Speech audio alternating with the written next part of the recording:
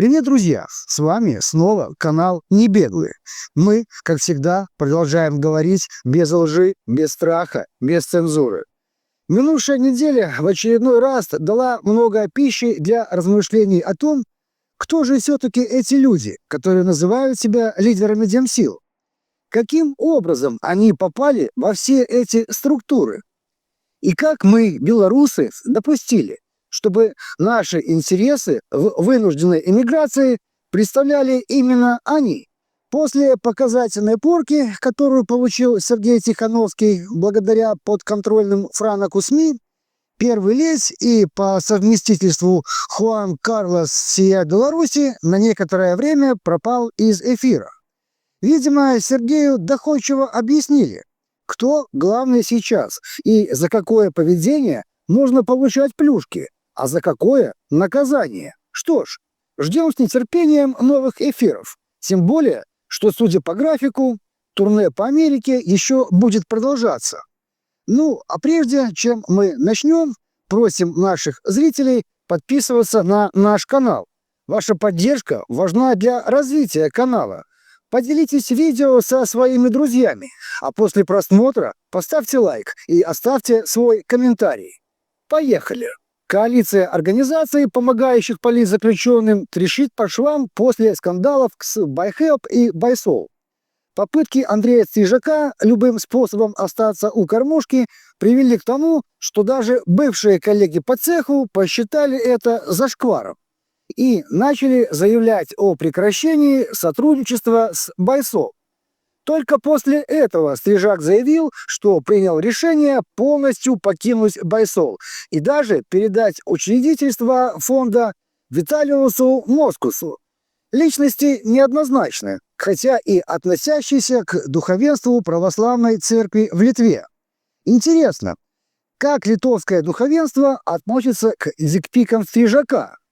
Но главный вопрос даже не в этом.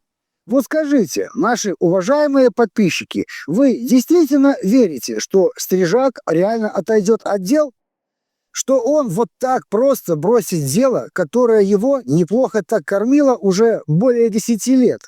Мне кажется, это риторический вопрос. BuySoul начал кампанию по восстановлению подмоченной репутации. В эфир начали выходить сотрудники, которые раньше были в тени. Среди них некто Александр Кухта, бывший айтишник, а ныне служитель в православном приходе в Вильнюсе. Но даже не это самое интересное. Этого человека, по слухам, связывают с российским миллиардером Невзлиным. Это тот самый случай, когда говорят, что деньги не пахнут. Все эти скандалы вокруг системы помощи политзаключенным говорят об одном. Эта самая система помощи прогнила насквозь за 5 лет. И нам, белорусам, надо задать себе простой вопрос. Мы готовы терпеть это еще 30 лет? Или, может, 5 лет достаточно, чтобы понять, что эти так называемые лидеры не справляются со своими задачами? На неделе один из этих якобы лидеров, Светлана Тихановская, на встрече с новой представительницей ЕС по правам человека Кайсой Олонгрен заявила, что нужно разработать комплексное решение по легализации и поддержке белорусов, вынужденным покинувшим страну. Ну да, своевременное предложение. А почему не подождала с этим предложением еще 5 лет? Белорусы же терпеливый народ. Могли бы и еще подождать. Создается впечатление, что только сейчас так называемые лидеры демсил начали шевелиться и пытаться что-то делать по помощи политзаключенным и репрессированным белорусам. Потому что выходит все больше и больше политзаключенных. И, глядя на то, что происходит, задаются резонным вопросом. А чем вы здесь занимались все это время? И тут эти товарищи внезапно вспомнили. Точно, надо же не только о своих карманах думать, но еще и про белорусов подумать. Ох, Юрий Венедиктович, жалеешь ты себя, не бережешь. Отдохнуть тебе надо. Некогда мне отдыхать, покуда такой бардак в стране. Но на самом деле видно, что в бывших политзаключенных эти так называемые лидеры видят угрозу своей комфортной жизни за границей. Политзаключенные нужны им, пока они сидят в тюрьмах режима, а здесь, в эмиграции, они становятся обузой, которая еще и смеет вопросы задавать. Поэтому я уверен, что высказывание госпожи Ницкевич о том, что тюрьма сделает человека хуже, появилось не просто так. Это была своего рода проверка общества. И почему-то мне кажется, что такая риторика в адрес бывших политзаключенных будет продолжаться. Более того, офисные СМИ пошли дальше и опубликовали большую статью про Франака Вечорку, в которой нам рассказали, какой Франак потомственный змагар, как он всю сознательную жизнь сражался с режимом и как эта борьба позволила ему оказаться в Европе. В статье четко прослеживается заочное сравнение с тем же Сергеем Тихановским. Мол, посмотрите, с одной стороны, интеллигентный Франак с большим опытом борьбы с режимом, а с другой стороны, бывший блогер, у которого голова шатается до сих пор в прямом и переносном смысле. И только один вопрос возникает после этой статьи.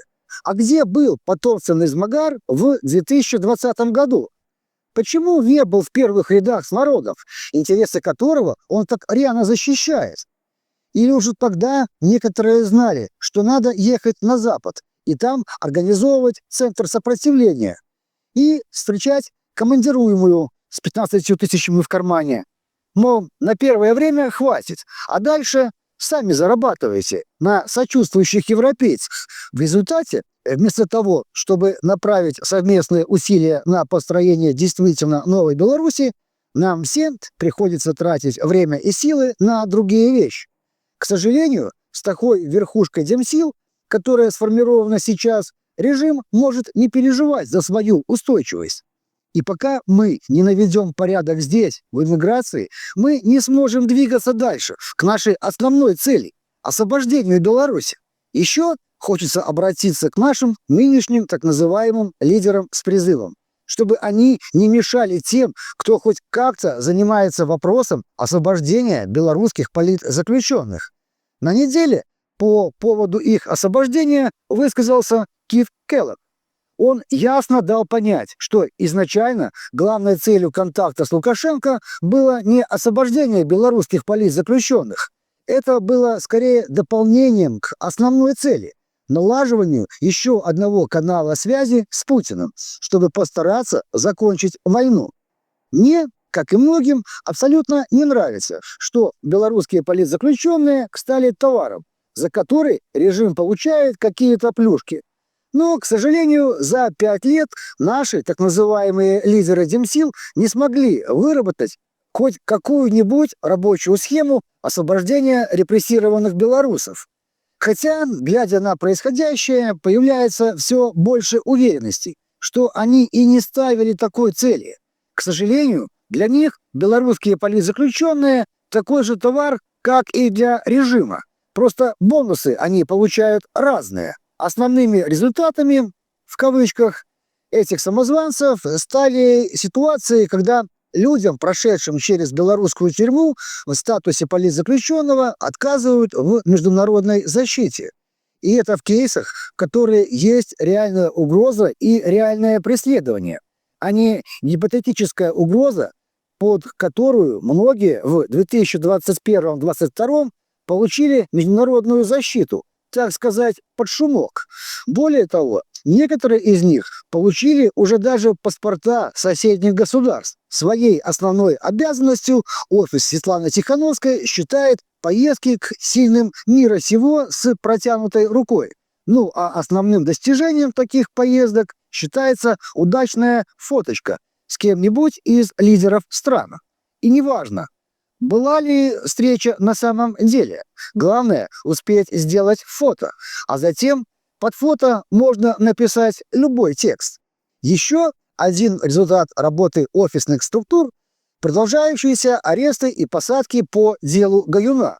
А в дополнение ко всему этому Пенсионеры и люди с инвалидностью, вынуждены уехать от преследований и которые выживают в эмиграции. Выживают в условиях, когда оказались никому не нужны. Ни по ту сторону границы, ни по эту. И кажется, что совесть не мучает ни тех, ни других. Зато понятия чести и совести хорошо были известны французским мушкетерам, к числу которых на неделе решил причислить себя Пал Палыч. Вот даже не знаю, по каким критериям месье Латушка решил отнести себя к уважаемым мушкетерам. По этому поводу вспомнилось одно выражение из старого анекдота, где звучит фраза «Кругом одни а я Д'Артаньян». Как думаете, сядет Латушка на роль Д'Артаньяна?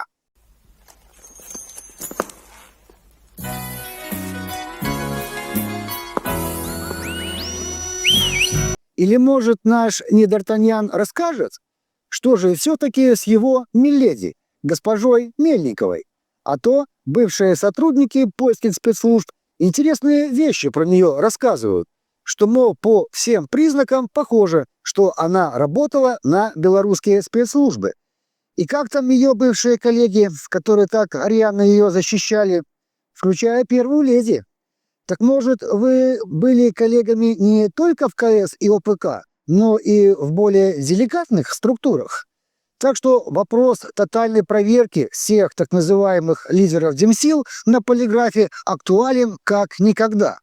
Нужно избавляться от филиала режима в эмиграции. Ну а пока один примеряет на себя плащ мушкетера, другой, как, например, господин Азаров из Байпола, снова попадает в скандал. На этот раз всплыла информация, что якобы господин Азаров отправил некого Генриха Агеева с заданием в оккупированный Крым.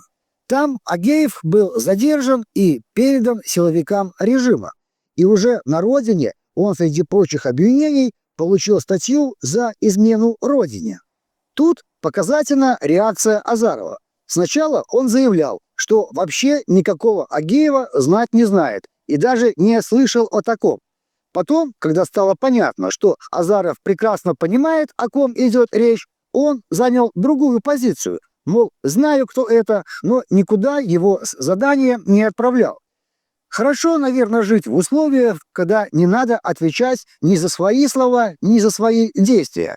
Впрочем, эта черта свойственна всем, кто вдруг возомнил себя лидерами демократического движения белорусов. Неделя выдалась не такой богатой на инфоповоды, как предыдущие. Надеюсь, что это легкое затишье перед тем, как выпустят еще несколько десятков или, чем черт не шутит, сотен наших друзей. А нам с вами нужно быть готовыми встретить этих ребят и девчат. И по возможности не допустить, чтобы они попали в лапы офисных ястребов, которые, не отходя от кассы, начинают информационную обработку ребят, как это было с некоторыми политзаключенными, которых незаконно депортировали 11 сентября. Ну и в конце небольшой анонс. На этой неделе свет увидит обращение, которое мы подготовили совместно с другими неравнодушными белорусами. С его текстом сможет ознакомиться любой желающий, и некоторое время мы будем принимать предложения и замечания к нему. Ну а дальше дело останется за малым. Подписать это обращение и направить нужным адресатам. Будем надеяться, что хотя бы эти политики и общественные деятели услышат белорусов, раз свои не слышат. На сегодня это все, о чем мы хотели вам рассказать. Поделитесь этим видео со своими друзьями. Проверьте, подписались ли вы на наш канал. Будем благодарны за лайк и комментарий. С вами был канал Не Бегай. Скоро увидимся.